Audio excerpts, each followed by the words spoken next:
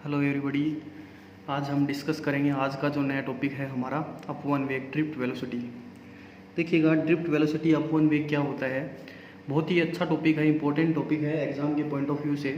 ठीक है ना। ये अपवन वेग क्या है और इसका सूत्र व्युत्पन्न कीजिए, एग्जाम में से पूछा जाएगा। ठीक है ना। तो 2 नंबर में आ सकता है अपवन वेग क्या है और इसका सूत्र व्युत्पन्न कीजिए। ठीक है।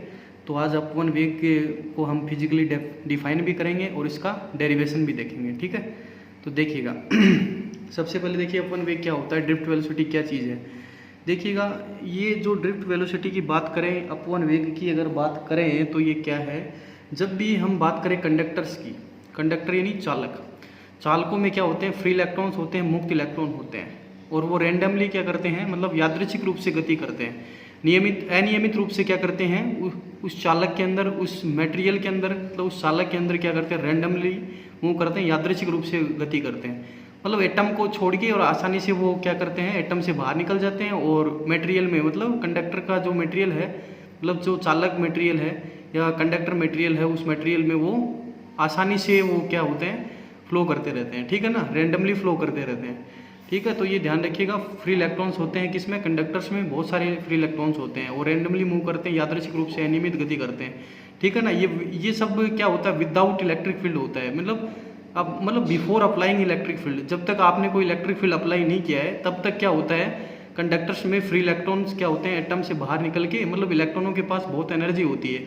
ठीक है ना। कंडक्टर्स में इलेक्ट्रॉनों के जो पास जो एनर्जी होती है वो बहुत ज़्यादा होती है, जिसकी वजह से वो क्या करते हैं, मतलब वो उस एटम से बाहर निकल जाते हैं और मटेरियल में वो फ्लो होते रहते हैं, मतलब घूमते रहते हैं। ठीक है ना। और क्या करते हैं, कोलाइड करते हैं, टक्कर करते हैं अदर एटम्स से, मतलब दूसरे एटम के साथ, और जो पॉजिटिव आयंस हैं उनके साथ वो क्या करते हैं, कोलाइड करते रहते हैं।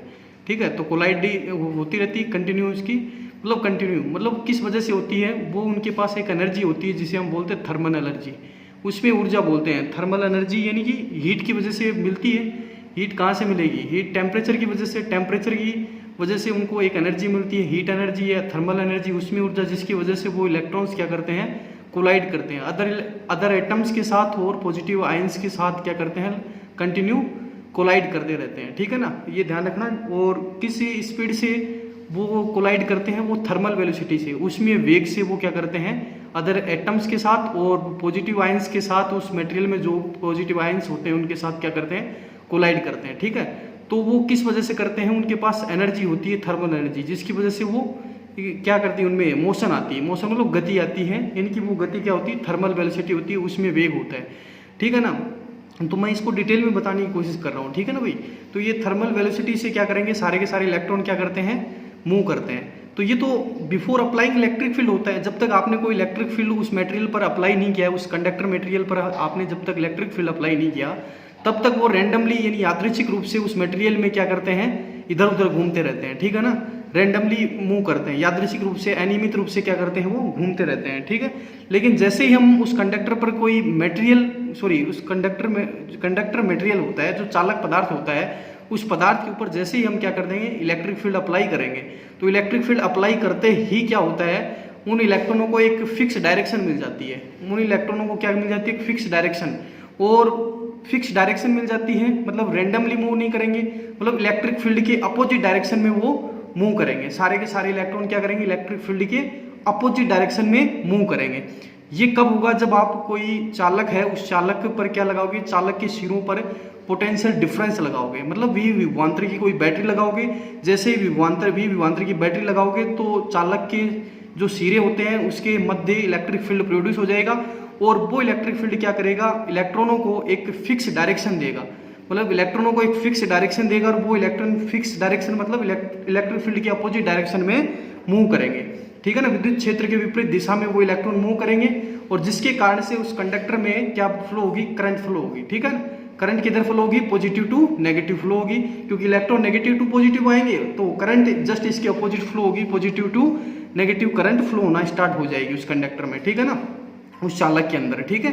तो ये बात ध्यान रखिएगा। तो ये किसकी वजह से होता है, ये सब विद्युत क्षेत्र की वजह से होता है। जब आप चालक पर क्या करते हो, विभवांतर की बैटरी लगाते हो तो विद्युत क्षेत्र उत्पन्न होता है, और उसी विद्युत क्षेत्र के कारण इलेक्ट्रॉन क्या करते हैं, एक नियमित वेग से गति करते हैं।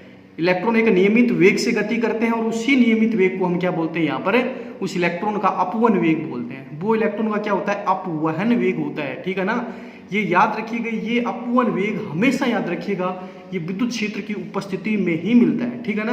ये विद्युत क्षेत्र की उपस्थिति में मिलेगा, क्योंकि अगर हम विद्युत क्षेत्र अप्लाई नहीं करेंगे तब तक तो इलेक्ट्रॉनों के पास जो वेलोसिटी रहेगी, जो वेग रहेगा, वो रहेगा ऊष्मीय वेग, जो कि ऊष्मीय एनर्जी के कारण, मतलब ऊष्मीय ऊर्जा के कारण जो वेग मिलता है वो होता है ऊष्मीय वेग होता है, ठीक है ना। लेकिन जैसे ही हम क्या करते हैं, इलेक्ट्रिक फील्ड अप्लाई करते हैं, विद्युत क्षेत्र अप्लाई करते हैं, तो विद्युत क्षेत्र के कारण इलेक्ट्रॉनों के पास एक स्पीड आ जाती है, एक वेलोसिटी आती है, एक नई स्पीड, नई वेलोसिटी आती है, उसे हम क्या बोलते हैं, ड्रिफ्ट वेलोसिटी, यानी कि अपवहन वेग, ठीक है ना।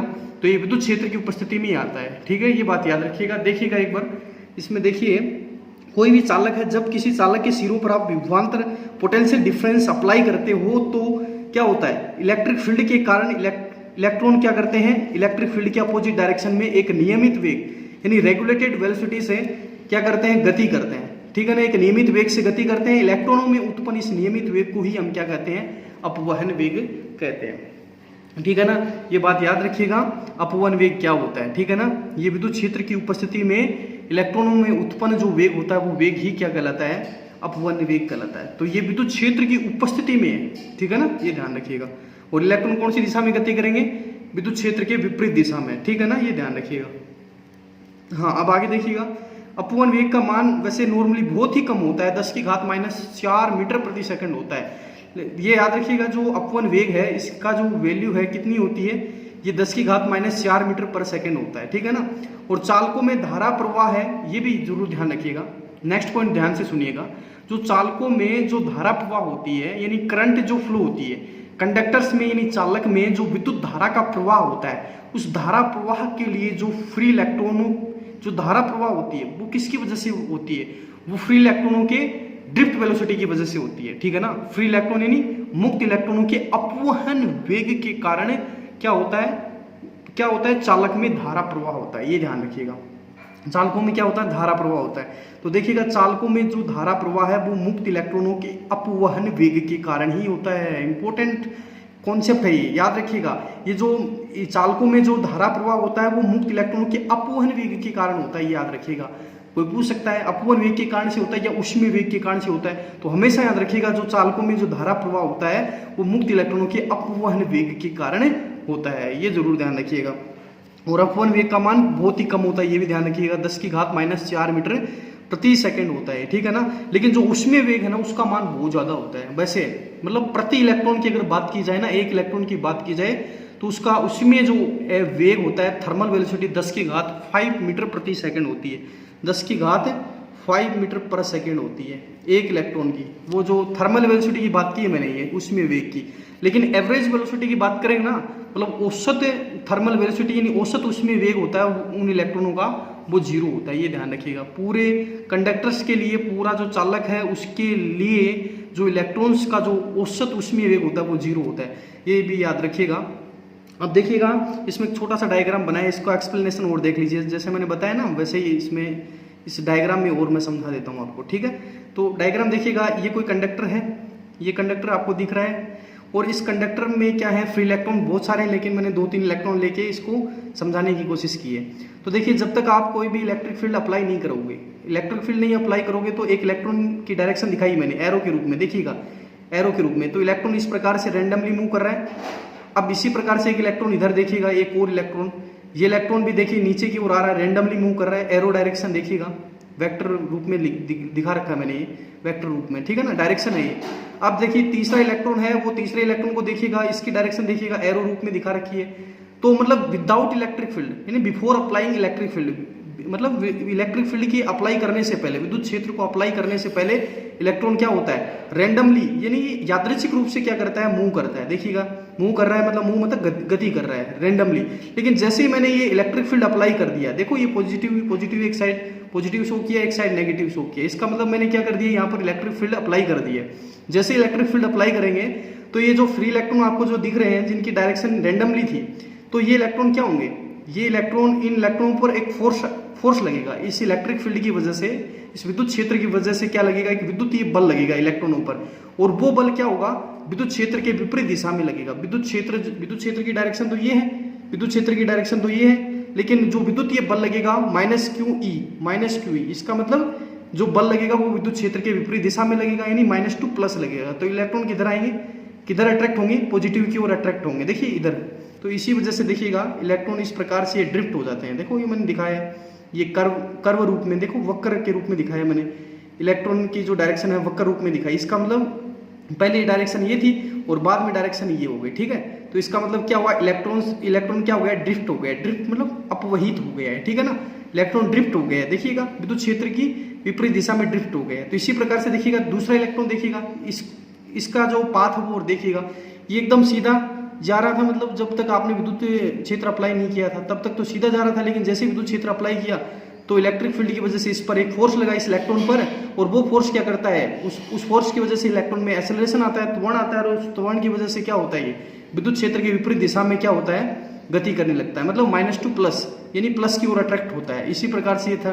तो ये देखो, ये देख लीजिएगा, इसको ये नीचे शो कर रखा ना, ये ड्रिफ्ट हो गया, इलेक्ट्रॉन ड्रिफ्ट हो गया इस प्रकार से। ड्रिफ्ट मतलब अपवहित हो गए। तीसरे में देखिएगा, तीसरे इलेक्ट्रॉन के लिए भी ऐसे ही है, इलेक्ट्रॉन ऐसे सीधा जा रहा था रैंडमली जब तक विद्युत क्षेत्र अप्लाई नहीं किया था, लेकिन जैसे ही विद्युत क्षेत्र अप्लाई किया तो क्या हो गया भाई, विद्युत क्षेत्र अप्लाई करते ही इलेक्ट्रॉन क्या हो गया, इलेक्ट्रॉन का पाथ जैसे कि मुड़ गया, देखो ऐसे मुड़ गए ना, वक्री रूप में आ गए। कहने का मतलब इलेक्ट्रॉन विद्युत क्षेत्र के विपरीत दिशा में मूव करने लग गया, ठीक है ना। किसकी वजह से, इलेक्ट्रिक फील्ड की वजह से उस पर फोर्स लगेगा, फोर्स मतलब विद्युतीय बल लगेगा, और उसी फोर्स की वजह से वो क्या होगा इलेक्ट्रिक फील्ड के अपोजिट डायरेक्शन में क्या होगा, अट्रैक्ट होगा, मतलब जाएगा, मूव करेगा, ठीक है ना। तो इलेक्ट्रिक फील्ड की डायरेक्शन, इलेक्ट्रॉन फील्ड की विपरीत दिशा में, याद रखिए विपरीत दिशा में, विद्युत क्षेत्र की विपरीत दिशा में क्या करेगा, वो इलेक्ट्रॉन गति करेगा, ठीक है ना, ये याद रखिएगा। तो इस प्रकार से ये इलेक्ट्रॉन ऐसे ड्रिफ्ट हो जाएगा, ठीक है ना। तो ये इलेक्ट्रॉन देखिएगा, जितने भी इलेक्ट्रॉन्स होते हैं इस मटेरियल में, सारे के सारे इलेक्ट्रॉन क्या करते हैं, ये सारे के सारे इलेक्ट्रॉन एक ही डायरेक्शन में क्या होते हैं, ड्रिफ्ट होते हैं, सारे के सारे। देखिएगा ये भी इधर हो गया, ये भी इधर हो गया, ये भी इधर हो गया, -2 प्लस, सारे के सारे इलेक्ट्रॉन किधर हो जाएंगे, विद्युत क्षेत्र के विपरीत दिशा में ड्रिफ्ट हो जाते हैं, ठीक है ना।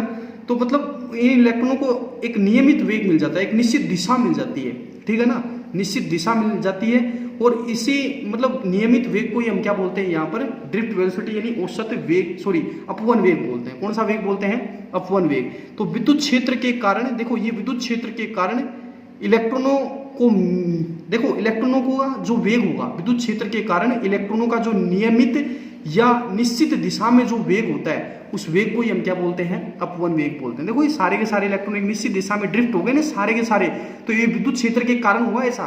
तो इसी वजह से इन इलेक्ट्रॉनों के वेग को हम क्या बोलते हैं, ड्रिफ्ट वेलोसिटी, यानी अपवहन वेग या अपवाह वेग बोलते हैं, ठीक है। तो ये छोटा सा डायग्राम इधर भी शो किया मैंने, यही चीज है, यही चीज एक्सप्लेनेशन की। देखो विद्युत क्षेत्र की डायरेक्शन ये है, विद्युत क्षेत्र की डायरेक्शन ये है, और ये इलेक्ट्रॉन ऐसे जा रहा था पहले, मतलब स्टार्टिंग में इलेक्ट्रॉन जब तक हमने इलेक्ट्रिक फील्ड अप्लाई नहीं किया तब ऐसे जा रहा था सीधा का सीधा, लेकिन जैसे इलेक्ट्रिक फील्ड अप्लाई किया तो क्या हुआ, विद्युत क्षेत्र की वजह से क्या लगा, उस इलेक्ट्रॉन पर विद्युतीय बल, ये विद्युतीय बल होता है -q, विद्युतीय बल लगा, और उस विद्युतीय बल के कारण क्या हो गया, वो क्या हो गया, इस प्रकार से वो उस इलेक्ट्रॉन का जो पथ है वो मुड़ गया इस प्रकार से, ठीक है ना। इलेक्ट्रॉन इस प्रकार से मूव करने लग गया, ठीक है। तो इलेक्ट्रॉन पर फोर्स लगा, पहले तो सीधा जा रहा था तो कोई फोर्स नहीं लग रहा था, लेकिन जैसे ही विद्युत क्षेत्र अप्लाई किया तो इस पर फोर्स लगा, जिसकी वजह से इलेक्ट्रॉन क्या हो गया, विद्युत क्षेत्र के विपरीत दिशा में क्या हो गया, गति करने लग गया। देखो विद्युत क्षेत्र के विपरीत दिशा में, तो इस प्रकार से इलेक्ट्रॉन ड्रिफ्ट हो जाता है, ठीक है ना। इलेक्ट्रॉन क्या हो जाता है, ड्रिफ्ट, देखो ड्रिफ्ट बोलते हैं इसको, ड्रिफ्ट मतलब अपवहित। तो इस प्रकार से इलेक्ट्रॉन विद्युत क्षेत्र के विपरीत दिशा में क्या होता है, ड्रिफ्ट हो जाता है। और इसी ड्रिफ्ट वेलोसिटी को, जो ये ड्रिफ्ट हुआ है, जो ये ड्रिफ्ट मोशन है, इसकी ड्रिफ्ट मोशन मतलब अपवन गति है, इसी अपवन गति को इलेक्ट्रॉन का क्या बोलते हैं, ड्रिफ्ट वेलोसिटी, यानी कि अपवन वेग बोलते हैं, ठीक है ना। तो ये समझ में आई बात, कॉन्सेप्ट थोड़ा सा मतलब ज़्यादा टाइम लग गया इसमें, लेकिन ये समझने वाला कॉन्सेप्ट था, इसलिए इसको एक्सप्लेनेशन किया मैंने, पूरा डिटेल में समझाने की कोशिश की, ठीक है ना। तो ये ध्यान रखिएगा, विद्युत क्षेत्र की उपस्थिति में क्या होता है, इलेक्ट्रॉनों को एक नियमित और एक निश्चित दिशा में वेग मिल जाता है, और उसी वेग को हम क्या बोलते हैं, अपवन वेग बोलते हैं। और याद रखिएगा, अपवन वेग के कारण ही क्या होता है, चालकों में धारा प्रवाह होती है, ठीक है। चालकों में क्या होती है, धारा प्रवाह, मुक्त इलेक्ट्रॉनों के अपवहन वेग के कारण ही चालकों में क्या होती है, धारा प्रवाह होती है। तो रिस्पॉन्सिबल कौन होता है करंट फ्लो के लिए, फ्री इलेक्ट्रॉन होता है, लेकिन फ्री इलेक्ट्रॉन की ड्रिफ्ट वेलोसिटी होती है, ये याद रखिएगा, फ्री इलेक्ट्रॉन की ड्रिफ्ट वेलोसिटी, यानी मुक्त इलेक्ट्रॉनों का अपवहन वेग। अब देखिए नेक्स्ट आगे देखिएगा, ये देखिए छोटे छोटे डेफिनेशन से उनको समझिएगा। माध्य मुक्त पथ एवरेज फ्री पाथ होता है। तो एवरेज फ्री पाथ की बात करें ना, तो देखिए पहले इसको डेफिनेशन देखिएगा। दो क्रमागत टक्करों के मध्य मुक्त इलेक्ट्रॉनों के द्वारा सरल रेखीय पथ पर चली गई दूरी को हम क्या बोलते हैं? मुक्त पथ बोलते हैं, ठीक है ना। देखिए जो एवरेज की बात करेंगे अभी, तो माध्य मुक्त पथ यानी मुक्त पथ क्या होता है सबसे पहले ये पता होना चाहिए। तो दो क्रमागत टक्करों के बीच मुक्त इलेक्ट्रॉन के द्वारा तय की गई या मुक्त इलेक्ट्रॉन द्वारा सरल रेखीय पथ पर चली गई दूरी, तो सरल रेखीय पथ पर चली गई दूरी को हम क्या बोलते हैं? मुक्त पथ बोलते हैं। देखिए ध्यान से देखिएगा, एक इलेक्ट्रॉन है तो उसने ये, और दूसरा यहाँ से ये है, जैसे कि ये एटम है, ये भी एटम है, इसका पॉजिटिव आयन है और ये भी आयन कौन सा है? पॉजिटिव आयन है, ठीक है। तो ये इलेक्ट्रॉन पहले तो इस पॉजिटिव आयन से कोलाइड की, टक्कर की, फिर इस दूसरे पॉजिटिव आयन से इसने क्या की? टक्कर की। तो दो टक्कर की, पहले तो इस एटम से की, फिर इस एटम से की। तो इस प्रकार से इसने कितनी यहाँ कोलाइड की? दो कोलाइड, यानी दो क्रमागत टक्कर की। तो इस दो क्रमागत टक्करों के बीच में जो ये सरल रेखा, स्ट्रेट लाइन दिख रही है आपको? स्ट्रेट लाइन, ये सरल रेखा ये आपको दिख रही है। तो ये सरल रेखा मतलब ये सरल रेखीय पथ है, ठीक है ना। ये याद रखिएगा, स्ट्रेट लाइन पथ है। तो इसी पथ पर जो चली गई जो दूरी है ना, ये दूरी, इस दूरी को हम क्या बोलते हैं? मुक्त पथ बोलते हैं। फ्री पाथ होता है यहाँ, मतलब इलेक्ट्रॉन के द्वारा तय किया गया, जो ये तय की गई जो मुक्त दूरी है, इस दूरी को ये मुक्त पथ बोलते हैं, ठीक है ना। ये मुक्त दूरी मतलब ये यहाँ पर कोई कोलाइड नहीं हो रही। मुक्त क्यों बोला है? क्योंकि टक्कर नहीं हो रही ना। दो क्रमागत टक्करों के बीच में देखिएगा ये जो दूरी है, इस दूरी में पर कहीं पर भी क्या नहीं हो रही? इस दूरी में कहीं पर भी इलेक्ट्रॉन दूसरे इलेक्ट्रॉन से टक्कर नहीं कर रहा है, दूसरे एटम से टक्कर नहीं कर रहा है, ठीक है ना। बीच में ये बीच वाला दिख रहा है ना, बीच वाली जो जगह है, इस जगह को ही मुक्त पथ बोलते हैं, ठीक है ना। तो याद रखिएगा, ये होती है मुक्त पथ है। और ऐसे इलेक्ट्रॉन बहुत सारे इलेक्ट्रॉनों से टक्कर करेगा, मतलब सॉरी बहुत सारे एटम्स पॉजिटिव आयन से टक्कर करेगा, और टक्कर करेगा, लगातार टक्कर करता जाएगा। तो उस इलेक्ट्रॉन के द्वारा जो चली गई जो दूरियां हैं, ये जो मुक्त पथ है या चली गई दूरियों हैं, उसका जो औसत होता है उसे हम क्या बोलते हैं? उस मुक्त इलेक्ट्रॉन का माध्य मुक्त पथ बोलते हैं। ये ध्यान रखिएगा। देखिएगा यहाँ पर एक इलेक्ट्रॉन की बात की जाए ना, दो क्रमागत टक्करों के मध्य इलेक्ट्रॉन के द्वारा जो सरल रेखीय पथ पर चली गई दूरी, उसको तो मुक्त पथ बोलते हैं। लेकिन उस इलेक्ट्रॉन के द्वारा जो चली गई दूरियां हैं, मतलब दो क्रमागत टक्करों के मध्य उस इलेक्ट्रॉन के द्वारा चली गई जो भी दूरियां हैं, उन दूरियों का जो औसत करोगे या फिर मुक्त पथों का जो औसत करोगे, तो उस औसत को हम क्या बोलते हैं? उस मुक्त इलेक्ट्रॉन का माध्य मुक्त पथ बोलेंगे, ठीक है ना। देखिएगा भाई, ये उस इलेक्ट्रॉन का क्या होगा? उस मुक्त इलेक्ट्रॉन का वो क्या होगा? माध्य मुक्त पथ कहलाएगा। ये ध्यान रखिएगा। ये बात समझ में आती है भाई? दो क्रमागत टक्कर है ना, दो क्रमागत टक्करों के बीच में इलेक्ट्रॉन के द्वारा, देखो ये दो, यहाँ पर दो एटम्स हैं और इनके बीच में इलेक्ट्रॉन यहाँ ऐसे इस प्रकार से आएगा, ठीक है ना। इस प्रकार से आएगा, इस प्रकार से देखिएगा, यहाँ से इस प्रकार से, ठीक है। तो ये जो बीच की स्ट्रेट लाइन दिख रही है ना, स्ट्रेट लाइन मतलब सरल रेखा, इस सरल रेखा को हम सरल रेखीय पथ बोलेंगे। और इस पर जो ये जो दूरी चलेगा, मतलब ये दूरी तय करेगा इलेक्ट्रॉन, ये तय की इलेक्ट्रॉन के द्वारा जो तय की गई जो दूरी है ना, ये इस दूरी को हम क्या बोलते हैं? मुक्त पथ बोलते हैं। क्योंकि यहाँ इस मुक्त पथ पर कहीं पर भी टक्कर नहीं कर रहा है, अन्य अदर एटम्स के साथ कहाँ टक्कर कर रहा है? नहीं कर रहा है ना, अरे नहीं कर रहा है। देखो ये बीच की स्ट्रेट लाइन है एकदम, यहाँ पर कोई टक्कर नहीं कर रहा है, इसीलिए इसको फ्री पाथ बोलते हैं, टक्कर नहीं हो रही है, ठीक है ना। दो क्रमागत टक्करों के मध्य मुक्त इलेक्ट्रॉन के द्वारा जो तय की गई जो दूरी होती है, उसी दूरी को हम क्या बोलते हैं? मुक्त पथ बोलते हैं। और मुक्त पथों का औसत ही क्या कहलाता है? माध्य मुक्त पथ कहलाता है, ठीक है। आगे देखिएगा, रिलैक्शन टाइम देखिएगा, विश्रांति काल ये क्या होता है? किसी मुक्त इलेक्ट्रॉन के द्वारा दो क्रमागत टक्करों के मध्य मुक्त पथ को तय करने में जो समय लगता है उसे हम विश्रांति काल बोलते हैं। ये भी देख लीजिएगा, मुक्त इलेक्ट्रॉन के द्वारा दो क्रमागत टक्करों के मध्य मुक्त पथ को तय करने में जो समय लगता है उसे हम क्या बोलते हैं? विश्रांति काल बोलते हैं। अब वही बात है, दो क्रमागत टक्कर है और उन टक्करों के बीच में इलेक्ट्रॉन के द्वारा जो तय की गई जो दूरी है, यानी तय किया गया जो मुक्त पथ है, जो तय किया गया मुक्त पथ है, उस मुक्त पथ को मतलब जो मुक्त पथ है उसको तय करने में लगा जो समय है वो क्या कहलाता है? विश्रांति काल कहलाता है। देखो यही बात है, वो दोबारा देख लीजिएगा, एक एटम यहाँ है, दूसरा एटम यहाँ है, ये पॉजिटिव है, ये भी पॉजिटिव है, धनायन है कहने का मतलब।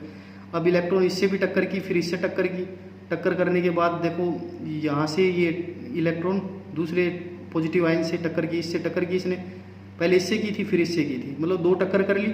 और दो टक्करों के बीच में ये क्या है? ये स्ट्रेट लाइन है, सरल रेखा, यानी सरल रेखीय पथ है। और इसी पथ को हम क्या बोलते हैं? मुक्त पथ बोलते हैं। कौन सा पथ होता है ये?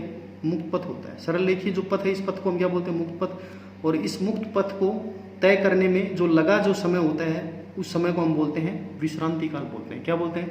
विश्रांति काल बोलते हैं। मतलब इस मुक्त पथ को तय करने में जो लगा समय है, जितना समय लगेगा उस समय को ही हम क्या बोलते हैं?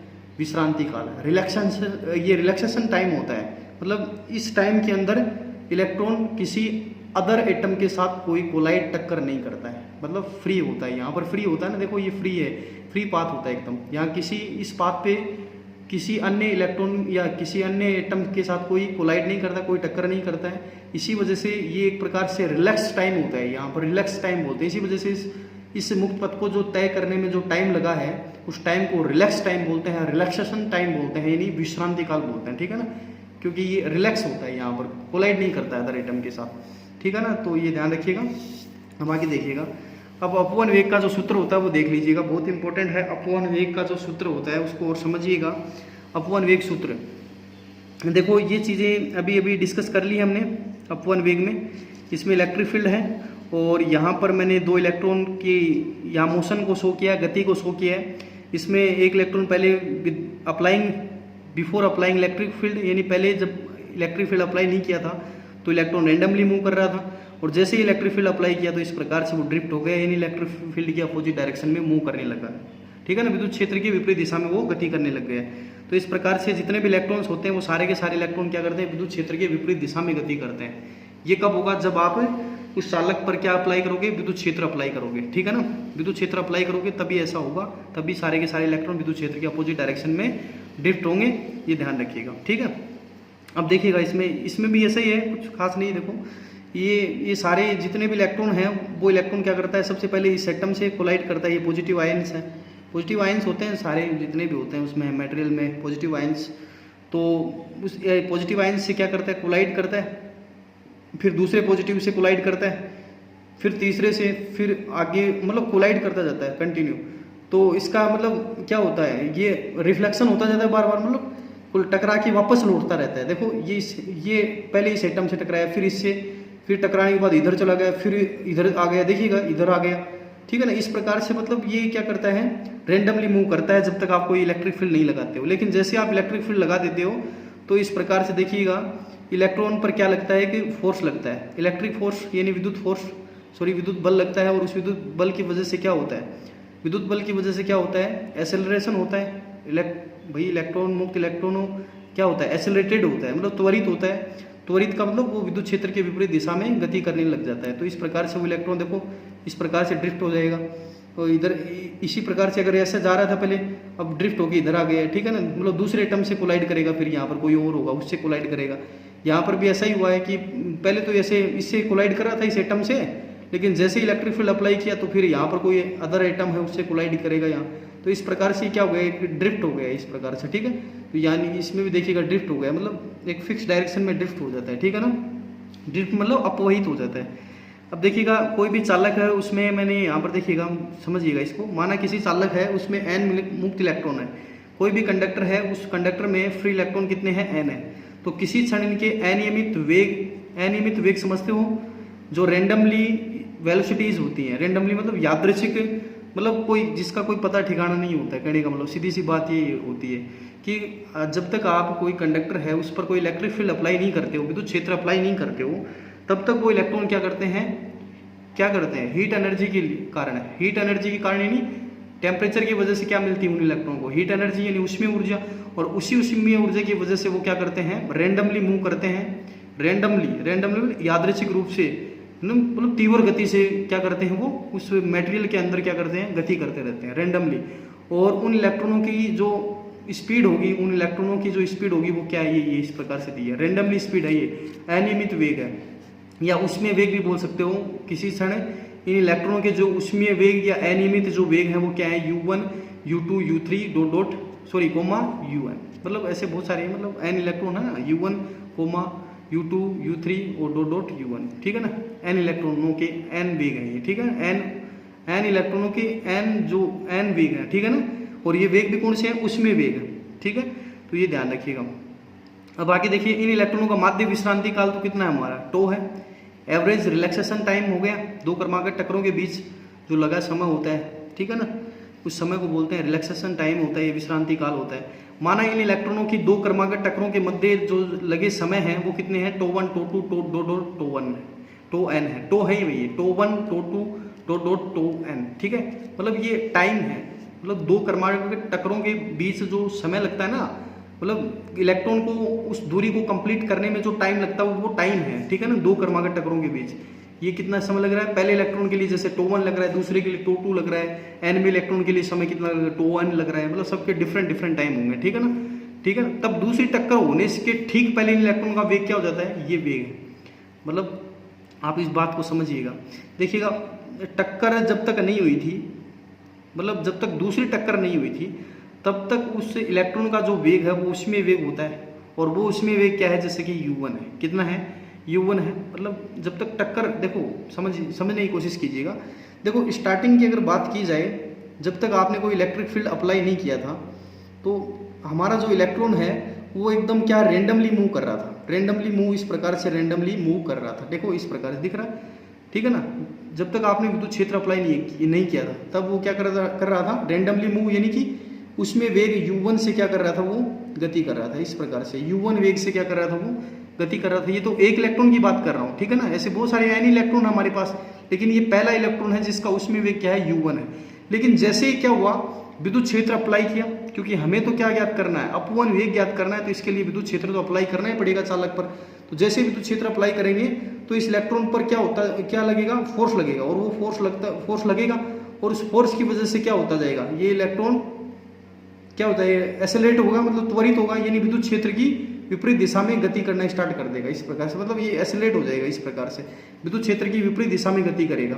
तो ये मतलब क्या कब हुआ है, ये फोर्स की वजह से ही क्या हुआ है, कि फोर्स की वजह से ही तो क्या हुआ है, त्वरित हुआ है, ये इलेक्ट्रॉन मुक्त इलेक्ट्रॉन क्या हुआ, त्वरित हुआ है। तो त्वरित हुआ है, इसका मतलब उसमें त्वरण आया है, और वो त्वरण क्या है, ए आया है, ठीक है, त्वरण ए आ गया। और स्टार्टिंग में वेलोसिटी कितनी थी, u1 थी पहले इलेक्ट्रॉन की, तो t समय पश्चात उसकी स्पीड क्या हो जाएगी, तो ये आपको पता है गति का जो नियम होता है, न्यूटन का जो गति का नियम है, उससे गति का जो समीकरण उससे हो जाएगा u1 बराबर a टो 1, इस प्रकार से हो जाएगा ना भाई। अरे भाई स्टार्टिंग में तो उसमें वेग क्या था, उसका u1 था, जब तक आपने कोई विद्युत क्षेत्र नहीं लगाया था।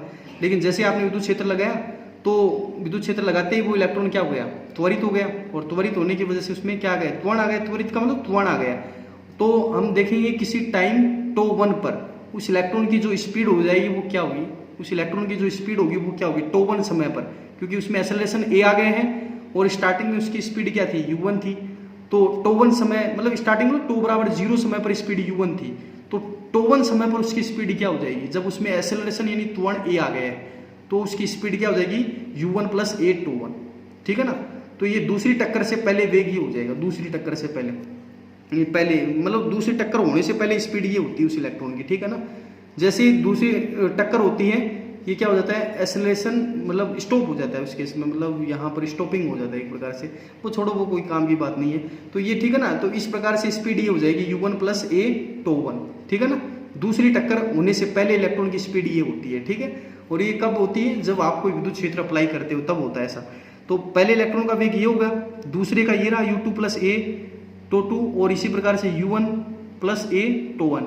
तो हमें क्या निकालनी है, ड्रिफ्ट वेलोसिटी निकालनी है। तो ड्रिफ्ट वेलोसिटी का देखिएगा मैथमेटिकली जो इसका एक प्रकार से डिफाइन करें मैथमेटिकली, देखिए क्या होता है, n मुक्त इलेक्ट्रॉनों के इन n, जो ये n वेग है, n मुक्त इलेक्ट्रॉन, हमारे पास इलेक्ट्रॉन कितने हैं, n है, तो n मुक्त इलेक्ट्रॉनों के n वेग, देखो वेग भी कितने हैं, n मुक्त इलेक्ट्रॉन है, तो n मुक्त इलेक्ट्रॉनों के n वेगों का जो माध्य ही क्या कहलाता है, मुक्त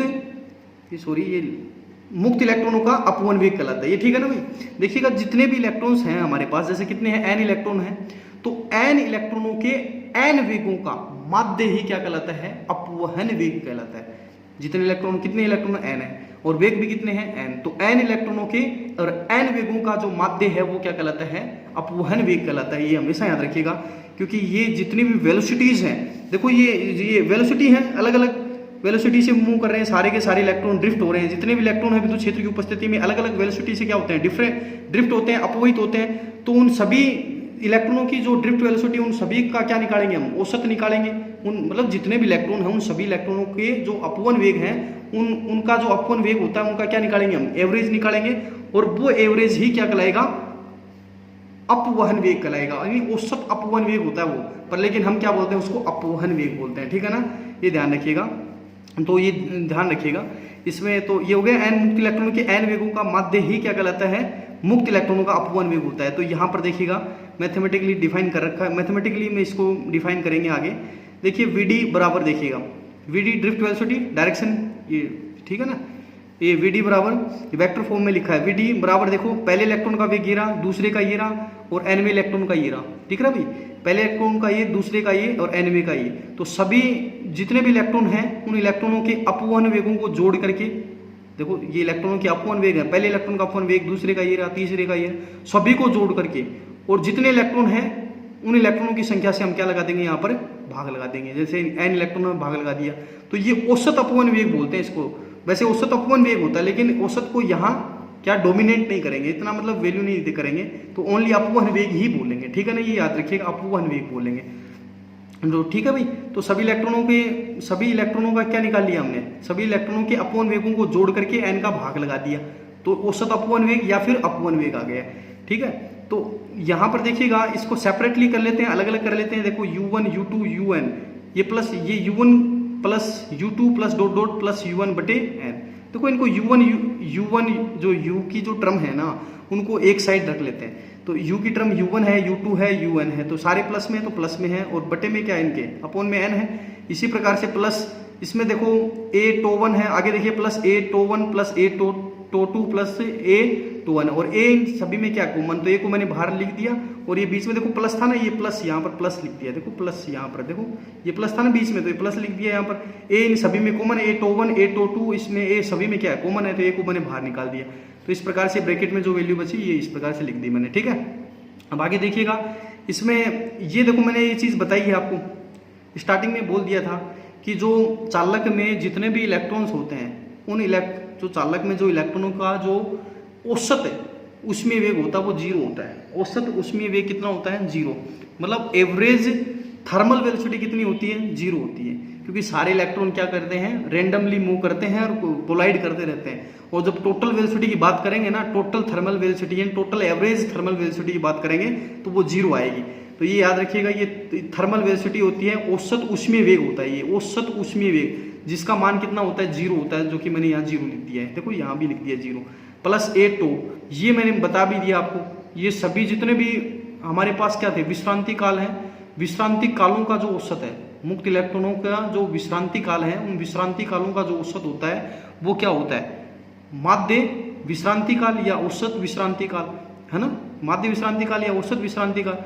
तो यहाँ इसकी जगह हम क्या लिख देंगे, ये माध्य विश्रांति काल टो लिख देंगे, इसको इस पूरे को क्या लिख देंगे, टो, देखो नीचे लिखा हुआ टो 1 प्लस टो 2 प्लस टो डॉट डॉट प्लस टो 1 बटे n बराबर टो लिख देंगे इसको, ठीक है। तो इस प्रकार से इसको लिख देंगे, ठीक है।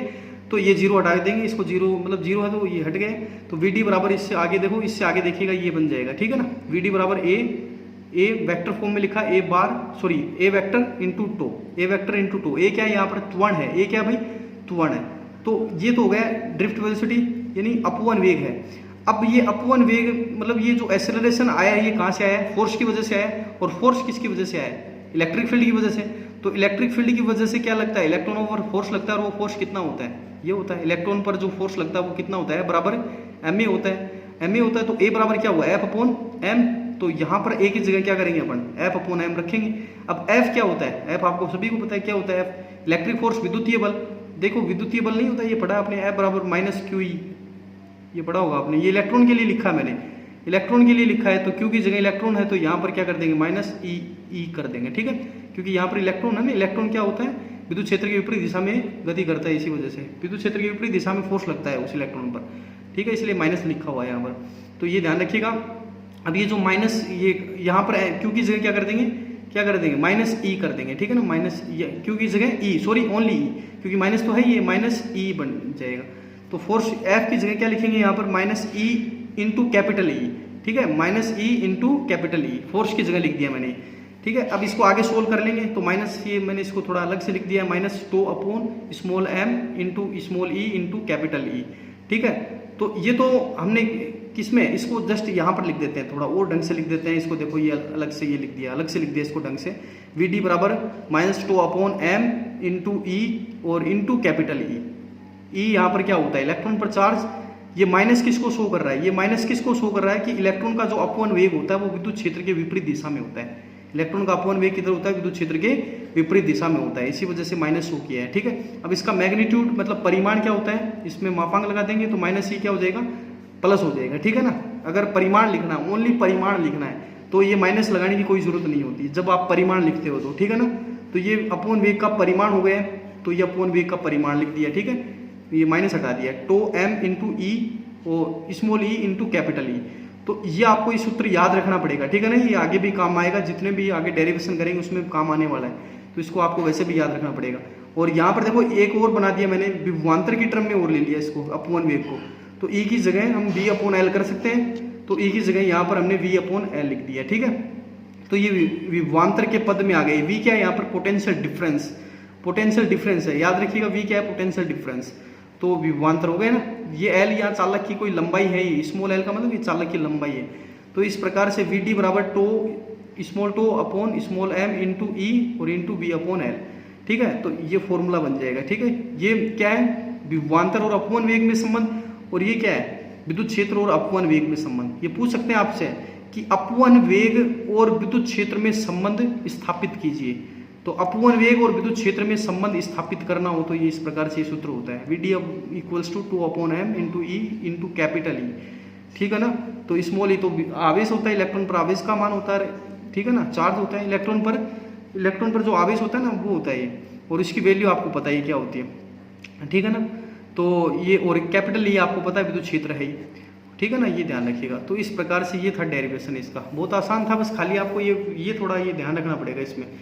तो इसमें ध्यान ये रखना पड़ेगा कि जो n इलेक्ट्रॉन होते हैं ना, चालक में जो n इलेक्ट्रॉनों के n वेगों का जो औसत होता है वो ही क्या कहलाता है, यहाँ पर अपवन वेग कहलाता है। n इलेक्ट्रॉनों के n वेगों का माध्य या औसत ही क्या कहलाता है, औसत अपवन वेग या अपवन वेग कहलाता है। तो ये पहले इलेक्ट्रॉन, ये दूसरे का, ये nवें इलेक्ट्रॉन का, इसमें n से भाग लगा देना, बस कुछ नहीं है, आसान है ये। ठीक है, n से भाग लगा देना इसमें, तो अपवन वेग आ जाएगा। ठीक है ना, n से भाग लो, फिर सेपरेट कर लेना है, u की टर्म्स को सेपरेट कर लेना, और ये इसको प्लस करके और ये इनको a टो को इनको सेपरेट कर लेना, a टो 1 टो 2, और a इसमें कॉमन रह जाएगा। ये हमारा क्या होगा, माध्य विश्रांति काल, और ये क्या है, औसत, उसमें इसका मान 0 होता है। और ये टो लिख दिया माध्य विश्रांति काल, इसको मैंने टो लिख दिया, इस पूरे ब्रैकेट को, ब्रैकेट वाली जो है ना टर्म, इसको टो लिख दिया। और फिर ये स्पीड हो गई ड्रिफ्ट वेलोसिटी हो गया, अपवन वेग ये हो गया।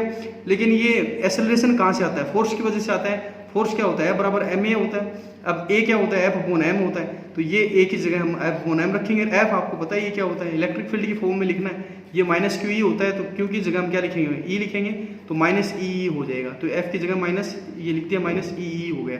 और इस प्रकार से ये बन जाएगा लास्ट में अपवन वेग Vd बराबर इस प्रकार से बन जाएगा।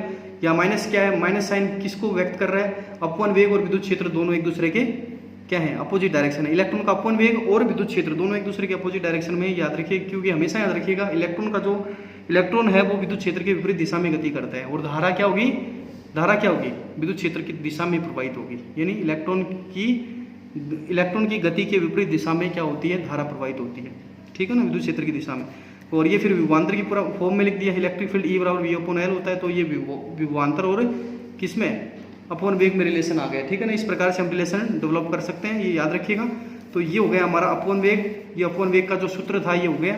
इसमें कोई प्रॉब्लम नहीं आनी चाहिए, थोड़ा सा ये बड़ा हो गया, लेंथी हो गया, क्योंकि ये कॉन्सेप्चुअल था, इसी वजह से थोड़ा लंबा चला गया वीडियो। ठीक है ना, इसको ढंग से आप एक जो भी वर्ड्स बोले उस पर कॉन्सेंट्रेट कीजिएगा और इसको समझने की कोशिश कीजिएगा। ठीक है ना, थैंक यू। तो भाई ओके, ठीक है।